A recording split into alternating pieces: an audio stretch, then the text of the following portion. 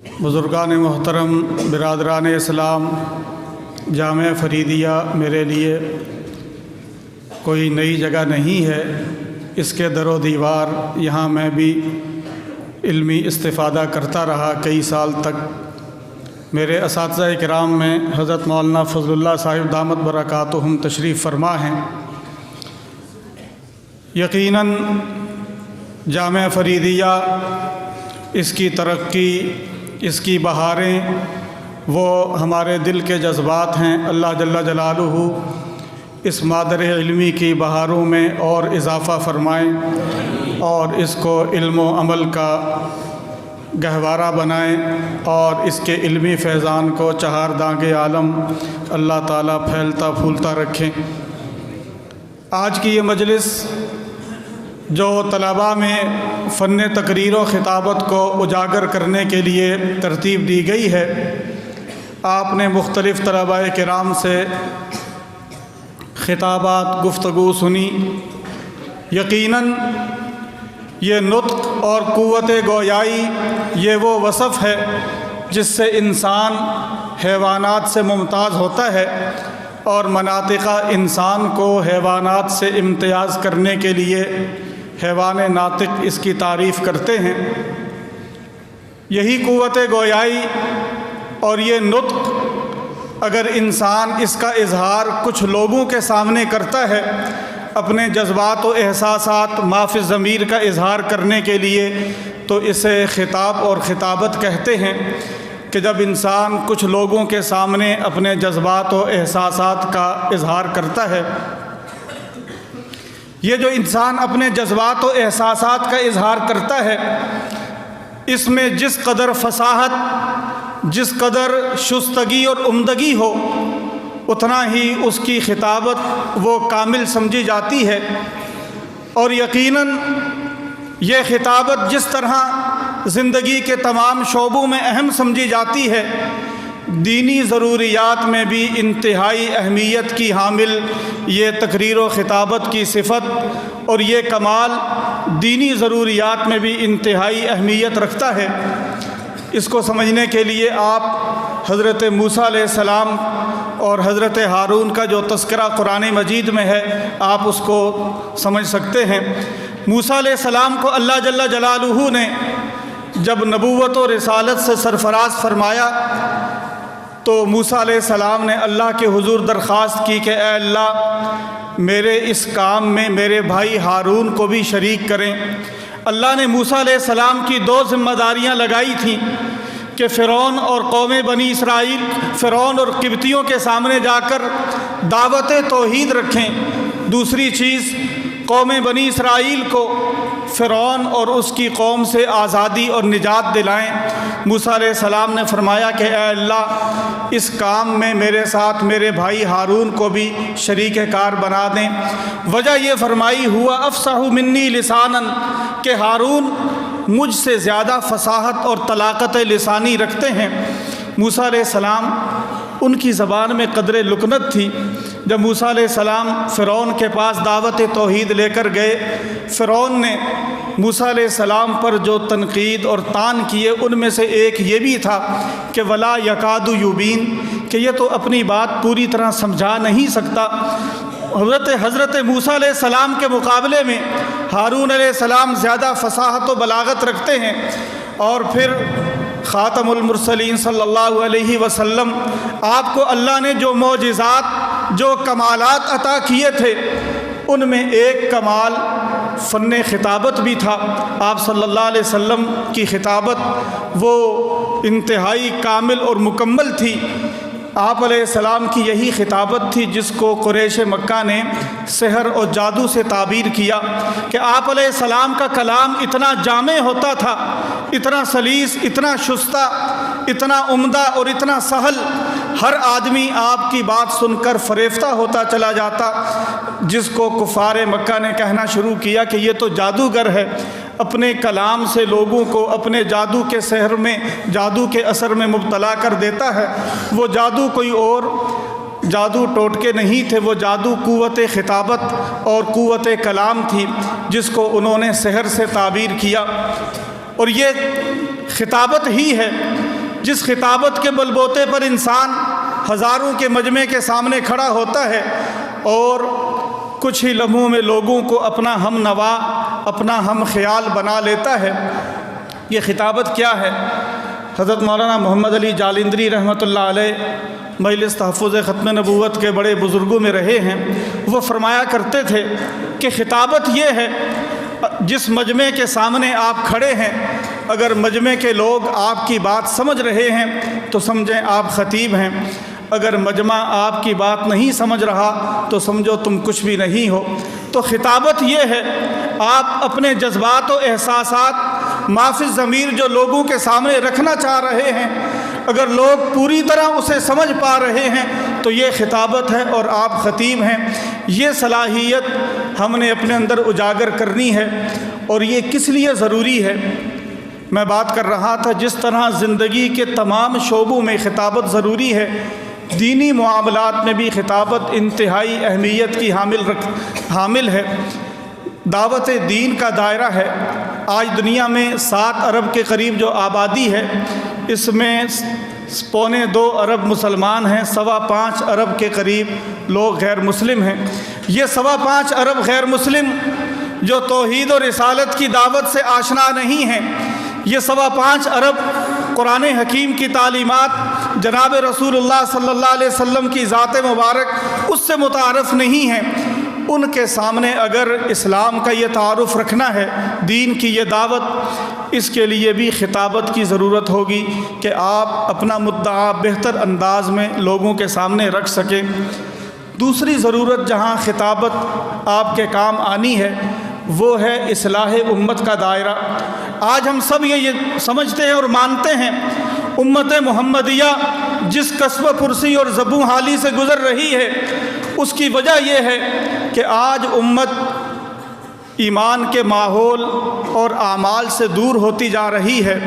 اس امت کو واپس اگر دین کے دائرے میں لانا ہے، اس کے لیے بھی خطابت کی ضرورت، اس کو انکار نہیں کیا جا سکتا۔ یہ خطابت ہے جس کے ذریعے آپ نے امت کو واپس لانا ہے۔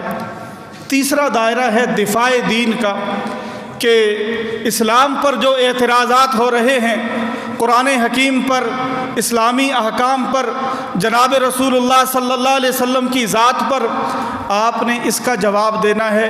اس کے لیے بھی آپ کو خطابت سیکھنا پڑے گی۔ آپ صلی اللہ علیہ وسلم کی جو جنگیں ہیں، ان میں جو طلباء دورہ حدیث کے ہیں وہ بہتر سمجھ سکیں گے۔ مغازی کا باب جنہوں نے پڑھ لیا ہے، غزوہ خندق جب اس میں کفار مکہ ناکام ہو کر واپس گئے، آپ صلی اللہ علیہ وسلم نے غزوہ خندق کے موقع پر 2 باتیں ارشاد فرمائی تھیں۔ آپ نے فرمایا تھا کہ آج کے بعد کفار مکہ مدینہ منورہ پر حملہ کرنے کی جرت نہیں رکھ سکیں گے، آئندہ ان کو یہ جرت نہیں ہوگی۔ دوسری بات آپ نے یہ ارشاد فرمائی کہ پہلے کفار مکہ ہم سے تلوار کے ذریعے مقابلہ کرتے رہے، اب کفار مکہ جو ہم سے جنگ کریں گے وہ تلوار کی جنگ نہیں ہوگی، وہ خطابت اور شاعری کے ذریعے جنگ کریں گے۔ وہ اپنی تقریروں، اپنی شاعری کے ذریعے مسلمانوں کے خلاف نفرت پھیلائیں گے، مسلمانوں کے خلاف قبائل کو جنگ کے لیے ابھاریں گے، ان کا ہتھیار خطابت اور شاعری ہوگا۔ تو یہ اس دور میں آپ نے ارشاد فرمایا تھا۔ آج کے اگر ہم ماحول کا جائزہ لیں، آج پوری دنیا میں اسلام کے خلاف جو اعتراضات کیے جا رہے ہیں وہ بھی دائرہ یہ خطابت کا ہے۔ آج کا جو میڈیا وار ہے اس کے پیچھے بھی یہ خطابت کار فرما ہے۔ آپ دیکھتے ہیں ٹی وی پر میڈیا پر جو مباحثے ہوتے ہیں، جو محاکمے ہوتے ہیں، جس قدر عمدگی سے آپ اپنی بات آگے پھیلائیں گے، آج وہ مسلمانوں کے خلاف نفرت پھیلا رہے ہیں۔ تو ہمیں آج بھی اس وصف کو اپنے اندر اجاگر کرنے کی ضرورت ہے۔ ہم یہ محاکمے، مشاعرے اور مباحثے یہ سیکھیں، گفتگو کا فن سیکھیں۔ میں آخر میں چند باتیں کر کے بات کو ختم کروں گا کہ گفتگو کا فن سیکھیں، اردو زبان سیکھیں، اردو زبان کے محاورے، اردو زبان کے خوبصورت الفاظ بتکلف یاد کریں۔ مختلف لڑکوں کی صلاحیتیں مختلف ہوتی ہیں۔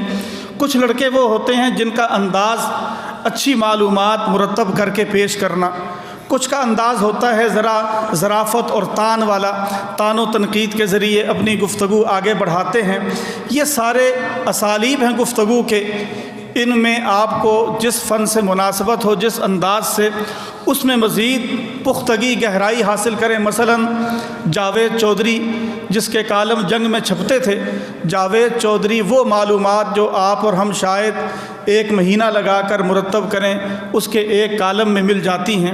جاوید چودھری کے جو کالم چھپے ہوئے ہیں، جو طلباء جن کا مزاج معلومات کے انداز میں گفتگو کرنا، جاوید چودھری کے وہ کالم پڑھیں، اس سے ان کو وہ ایک انداز سمجھ میں آئے گا۔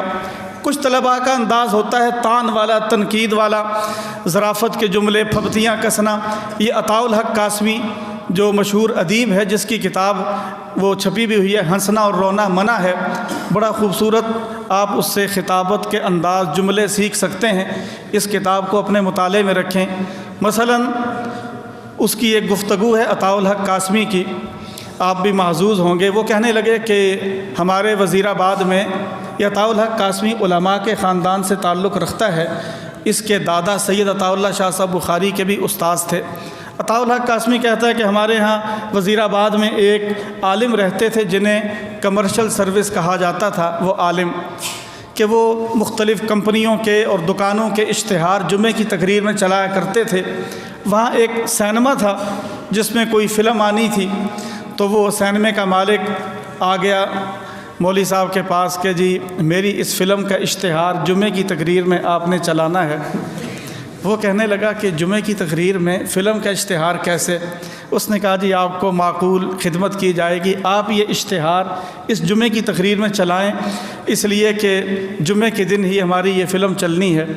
اب خطیب صاحب کا انداز دیکھیں۔ خطیب وہ ہوتا ہے جو ہر طرح کا مضمون عمدگی سے آپ کے سامنے رکھ سکے، یہ خطابت ہے۔ چنانچہ وہ خطیب صاحب جمعہ کے دن ممبر پر بیٹھے اور انہوں نے فکر آخرت پر گفتگو فرمائی۔ آخرت کے بارے میں جتنی وعیدیں ہیں، سخت وعیدیں کہ گناہ گار ان کے لیے یہ عذاب ہوگا، یہ جہنم، یہ سارا کچھ وعیدیں بیان کی۔ اور اس کے بعد کہنے لگے تقریر میں اچانک، میں یہ جتنی باتیں کر رہا ہوں اس کا آپ پر کوئی اثر نہیں ہونا، مجھے پتہ ہے، اس لیے کہ ابھی آپ نے جمعے کے بعد نکلنا ہے اور سیدھا آپ نے سینما میں پہنچ جانا ہے۔ آپ کو پتہ ہے کہ وہ فلاں فلم چلنے لگی ہے، اور آپ کو یہ بھی پتہ ہے کہ اس فلم میں فلاں اداکارہ نے بہت اچھا کردار ادا کیا ہے، فلاں اداکار اس نے بڑی اچھی اداکاری کی ہے، ان کے نام بھی لیے، اور آپ کو پتہ ہے کہ وہ بھی 3 بجے لگنی ہے۔ میں جو مرضی آپ کو وعیدیں سناتا رہوں، آپ نے 3 بجے جا کے لائن میں لگ جانا ہے۔ تو اب وہ پھر اس کے بعد دوبارہ آخرت کی فکر اس پر گفتگو شروع کر دی۔ تو یہ خطابت ہے کہ آپ اپنی جو گفتگو ہے، اپنے جذبات، ان کو آپ اچھے انداز سے لوگوں کے سامنے پیش کر سکیں۔ تو یہ اسی طرح یہ جو عرفان صدیقی کالم نگار گزرا تھا، عرفان صدیقی کے اگر آپ کالم پڑھیں، اس میں آپ کو ایک چیز نظر آئے گی کہ جذبات کیسے پیدا کیے جاتے ہیں، جذبات میں اٹھان ابھار، جذبات اس انداز سے کہ لوگوں کی آنکھوں سے آنسو نکل آئیں۔ اس کے وہ کالم جو اس نے طالبان کے سقوط کے بعد، جو طالبان کی حکومت ختم ہوئی تھی، اس کے جو کالم ہیں بڑے جذبات پر مشتمل، اگر وہ کالم آپ خرید لیں، چھپے ہوئے مل جاتے ہیں، اس کی کتاب بھی، وہ بھی آپ اپنے مطالعہ میں رکھیں۔ تو جو طلباء جذباتی گفتگو کرتے ہیں وہ عرفان صدیقی کو پڑھیں، جو ذرا تان کے انداز میں، تنقیدی انداز میں گفتگو کرنا جانتے ہیں عطاء الحق قاسمی کے کالم پڑھ لیں، اور جو حضرات معلوماتی انداز کی گفتگو تو وہ جاوید چودھری کے کالم بھی پڑھیں۔ انشاءاللہ یہ چیزیں آپ کی خطابت کو مزید نکھاریں گی، آپ کی خطابت میں مزید انشاءاللہ یہ ساری چیزیں نکھار پیدا کریں گی۔ اللہ جل جلالہ آپ سب کو خطیب بنائیں، خطیب اسلام بنائیں۔ صحابہ کرام میں حضرت ثابت بن قیس کو خطیب اسلام کہا جاتا تھا۔ اللہ جل جلالہ آپ سب کو خطیب اسلام بنائیں، آپ کی یہ خطابت دین کی خدمت کے لیے استعمال ہو، دین کے دفاع کے لیے استعمال ہو، اصلاح امت کے لیے استعمال ہو۔ آپ کے اساتذہ کرام حضرت مولانا طاہر صاحب، حضرت مولانا یعقوب طارق صاحب اور دیگر تمام اساتذہ کرام، اللہ تعالیٰ مزید ان کی صلاحیتوں میں بھی نکھار پیدا فرمائیں۔ اس ادارے کی تعمیر اور ترقی، اس ادارے میں جو دینی خدمات سر انجام دی جا رہی ہیں ان کو آگے بڑھانے میں اللہ تعالیٰ ان کو مزید خدمات سر انجام دینے کی توفیق نصیب فرمائیں۔ ہمارے بھائی محترم حضرت مولانا ہارون غازی صاحب، اللہ تعالیٰ ان کی عمر میں بھی برکت نصیب فرمائیں اور ان کو بھی دین کی خدمت کے لیے قبول فرمائیں۔ وما علینا الا البلاغ المبین۔